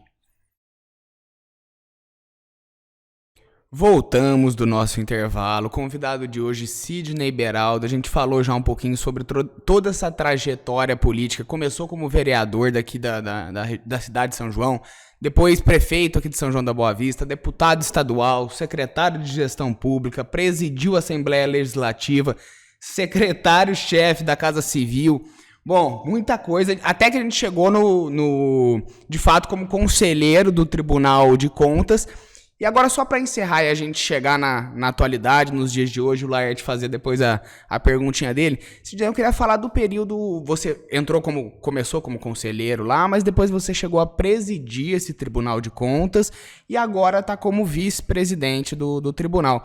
Gostaria que você comentasse um pouquinho dessas mudanças, desse período, até a gente chegar nos dias de hoje, né, no Sidney de hoje. Então, como eu tive a oportunidade, né, de adiantar já alguma coisa da experiência do tribunal, foi uma mudança, né, de que eu saí da cadeira que é fiscalizada e fui para fiscalizar, né? Então, acho que a experiência é interessante porque eu passei pelo legislativo, passei pelo executivo e agora não é o judiciário, porque não tem esse caráter, mas é quem fiscaliza, né, as contas e inclusive reprova contas de governador, contas de prefeito e tal. Então, uma experiência bastante interessante, né, e dá para conhecer, inclusive, o nível de que nós estamos hoje, de administração e tal. Eu falei que no IEGM, que esses indicadores, que eu acho que é a grande mudança que o tribunal teve nos últimos anos, é não ficar só na conformidade e ir também para o resultado, né? Para a efetividade das políticas. E para isso nós mudamos os contratos, por exemplo, não é só a parte de conformidade, estamos olhando a execução dos contratos para ver se está realmente acontecendo de acordo com aquilo que foi contratado. Tem o que nós chamamos de auditorias operacionais, que é muito importante. O tribunal, um dia, ele escolhe uma área que vai atuar. Por exemplo, agora, recentemente, as crianças estão voltando para a escola, né? Depois de quase 2 anos aí, estão voltando para a escola. Nós, nesse período, então, todos os nossos agentes, nós visitamos num dia só 500 escolas, né, do município e algumas do estado, para verificar se as escolas estavam em condições de receber esses alunos, né, e se tinha, se estava adequada para isso, né? E aí a gente produz um relatório, escola por escola, encaminha para o prefeito, encaminha para... Infelizmente, relatamos e verificamos que quase 30% das escolas não estavam em condições. Depois de ter ficado um tempo desse parado, tinha que estar, né, em condições. Então, o que eu diria é que o tribunal teve um avanço nesse sentido quando ele criou esses indicadores, né, que verifica... E esses indicadores, Laerte, Luiz, não é só um indicador de resultado final, porque isso a gente tem lá o Saresp, tem o IDEB e tal. É o seguinte, tem material escolar, chegou na hora o material escolar, chegou antes de começar as aulas, porque às vezes você pega a escola que o material escolar chega 2 meses depois, porque fez a licitação atrasada e tal. Chegou o material escolar, quantos alunos tem por classe? Não é? Se tiver muitos alunos, prejudica o ensino. Então, nós olhamos os insumos. A escola tem boas condições, tem uma biblioteca, na biblioteca tem bibliotecária, tem um laboratório de informática, não é? Nós olhamos os insumos, que é onde vai o gasto público, né? Como a gente verifica gasto, nós estamos olhando a qualidade do gasto, né? Então, nós olhamos os insumos, né? Na saúde, a mesma coisa, né? E como eu falei, verificamos que no planejamento e a parte de TI, os resultados não são bons, né? Tem vindo aí em 3 anos e nós temos, inclusive, agora programamos cursos, então, porque lá tem uma escola de contas. Então, dentro dessa nossa vocação também de trabalhar a parte de prevenção, né, e a parte pedagógica, nós estamos montando cursos, e o que facilita muito hoje, porque pode ser cursos online, né, não tem que ter esse deslocamento, tudo, estamos fazendo tudo por IAD, tem inclusive que mudar um pouco a parte pedagógica e tal, mas isso tudo foi feito. O que nós estamos verificando que as administrações vão mal, então nós estamos tentando preparar esses gestores, né, dando através de cursos, e que fica, para nós, inclusive, não é difícil, porque são os próprios agentes nossos de fiscalização, que são especializados, que dão os cursos, né? Em alguns casos que a gente traz outros professores. Então é isso, eu acho que a mudança não ficar só na conformidade e ir também para o resultado do que está acontecendo lá na ponta. É isso, ir além, né? Fazer além. Ou seja, é o seguinte, uma dúvida, você comentou agora, um pouco antes, aí, que você falou que naquela mudança lá de função, lá que você... Deixa eu ligar para minha esposa aqui. Pô, mas você fica das 7 às 8... Aí a dúvida é o seguinte, eu sei até por conhecer pessoas que você é uma pessoa muito acessível, as pessoas entram em contato contigo, você atende, você... que nem mesmo a gente entrou em contato contigo, você veio aqui, disponibilizou seu tempo, e até para ajudar pessoas, às vezes precisa de ajuda, vai lá, você tá sempre ajudando. Vale eu contar? Lembra uma história que eu contei? Brevemente. Pode contar. Uma vez eu fui... O Sidney foi ajudar... Ele conhece minha mãe há um bom tempo, e ele foi ver se ele podia me ajudar de alguma forma a conseguir... Não sei nem se você vai lembrar disso. Um emprego lá em São Paulo, né? Quando eu tava ainda nos primeiros anos de faculdade. E eu cheguei, puta prédio, falei, nossa... que eu tô atrapalhando a vida do cara. O cara tem um compromisso um pouquinho mais sério que isso. Aí beleza, fiz, ele me recebeu junto com uma outra pessoa que eu não vou lembrar o nome agora. Aí beleza, saí, a hora que eu saí tinha um outro amigo meu na porta esperando pra fazer a mesma coisa. Falei, pô. Então assim, muitas reuniões, seu tempo deve ser... Eu sei, você comentou que você tem 2 filhas, é uma família, e a importância disso também, né, pra a base, né, porque... lidar com política, com pessoas, não é fácil, né? Imagino que ele está contando aqui a parte bonita, mas deve ter coisa muito difícil por trás dos bastidores. A pergunta é, como lidar, como fazer gestão, essa questão de família, como que foi, como que você faz durante todo esse trajeto e qual a importância, né, disso para você? Porque a gente percebe o seguinte, você tem, não é um trabalho, mas é uma vocação, porque você viu, você deixou, eu vi lá, só complementando, lá atrás você abriu mão ali de todo a estrutura que seu pai montou ali, né? E porque você tinha essa vocação de ir para política, para a área pública, né? Não política em si, no total. Mas como que você faz essa gestão, Cid? Conta um pouquinho pra gente. Olha, primeiro você tocou numa coisa assim, extremamente importante, né? Que nós estamos falando aqui todo desse trabalho, mas a questão da família, né? Esposa, filhos, né? Educação dos filhos também é uma coisa importante. Você não pode abrir mão disso, é uma responsabilidade que você tem. Eu procurei sempre, e aliás eu sempre recomendo isso toda vez que eu falo, a gente tem que aprender a administrar o tempo, né? É importante administrar o tempo. E nessa administração de tempo, tem o tempo do trabalho, tem o tempo que você se dedica às coisas, né, da sua profissão, e tem o tempo que é o tempo da família, que é o tempo de dar atenção para os seus filhos e tal. Principalmente num período, por exemplo, que eu fui para São Paulo, eu tinha as 2 filhas pequenas, né?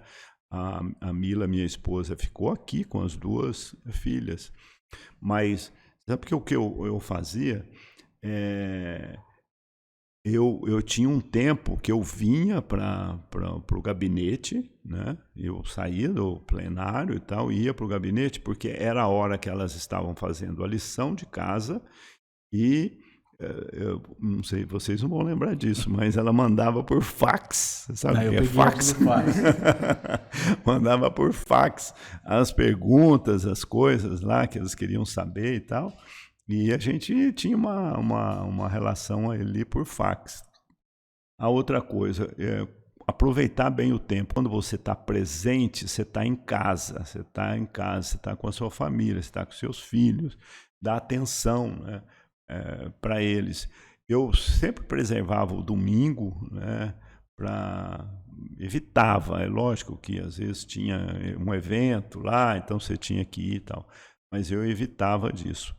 E procurei sempre administrar mesmo quando eu estava na prefeitura, às vezes saía correndo na hora do almoço e ia lá buscar as minhas filhas, ou ia levar, né, para que você pudesse ter esse contato, né? Então, por quê? Porque não adianta você vou ter sucesso, eu consigo resolver as coisas de todo mundo, da cidade e tal, e você não tem, você tem problema na sua família, dos seus filhos, né?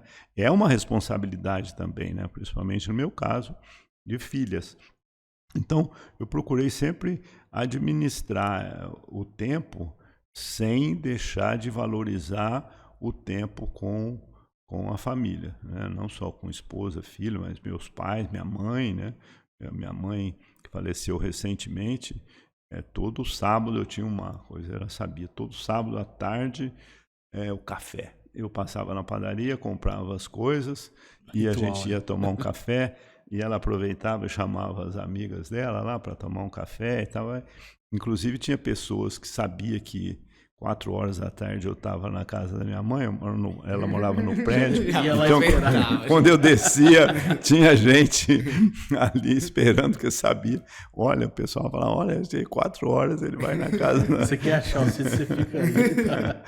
Então, você colocou, Laerte, eu acho que é uma questão importante de a gente ter essa preocupação, né? E agora os netos? Vai vir para... 3 netas. Você vê que só dá mulher lá em casa, né? Tenho 2 filhas e 3 netas, né? Tem que ter muita sabedoria para lidar com essa gente. Saber obedecer.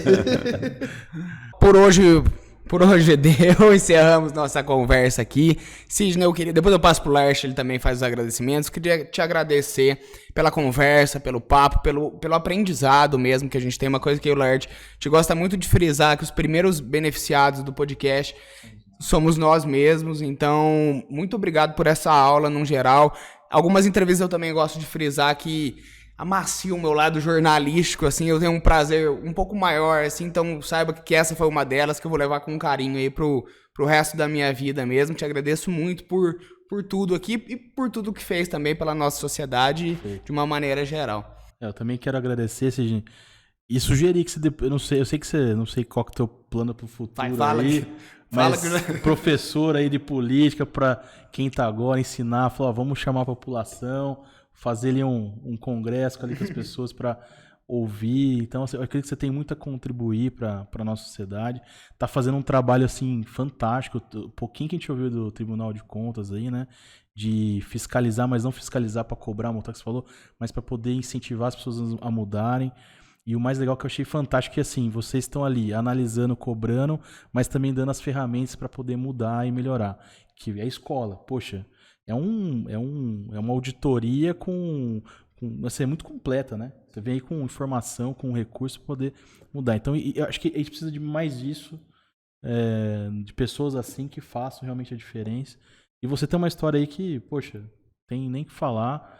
Fiquei, assim, feliz e honrado de poder ouvir um pouquinho aqui. Sei que tem muito mais do que isso. Então, eu te agradeço de coração ter vindo e doado um pouquinho do seu tempo.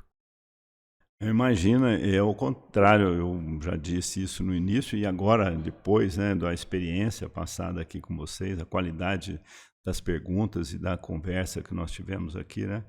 Quero cumprimentá-los, agradecer pela oportunidade, e é de coração mesmo, é uma oportunidade a gente contar um pouco, conversar um pouco aqui, né? E da forma com que foi feito. E parabéns por esse trabalho que vocês estão fazendo, viu? Eu tive a oportunidade de ver alguns, né, Laerte, que você me encaminhou. Né? Eu acho importante mesmo, registro, vocês vão ter um banco de dados, né, extremamente importante aí. Então, estarei sempre à disposição. Vamos pensar juntos aí. Não, eu estou à disposição. Agora já estou... O tribunal não ocupa tanto quanto a Casa Civil, né? Porque dá para fazer muita coisa online, né? É interessante como no meu tablet eu tenho o tribunal praticamente, né? Porque tem hoje 85% dos processos são todos eletrônicos, né? Então está tudo digitalizado. Você ainda tem alguns mais antigos que não estão. Então, todo final de semana a gente está por aqui, estou à disposição e mais uma vez parabéns para vocês. Muito obrigado mesmo. Gente, por hoje deu. Só falar as coisas que a gente precisa falar para encerrar também. O Give Talks é uma realização da produtora Jaguari, em parceria com a Hello Mark, com a Alcta Soluções. Siga a gente nas redes sociais. O nosso estúdio e a nossa produção de podcast estão disponíveis aí, caso você queira produzir, né, ter o seu próprio programa. Então entre em contato e a gente está aberto aí a patrocinadores, a gente para correr junto com a gente. Falei muito gente nesse final aqui, mas é isso, deu para entender. Se caso você tiver interesse, também entre em contato. É isso e até a semana que vem. Um abraço.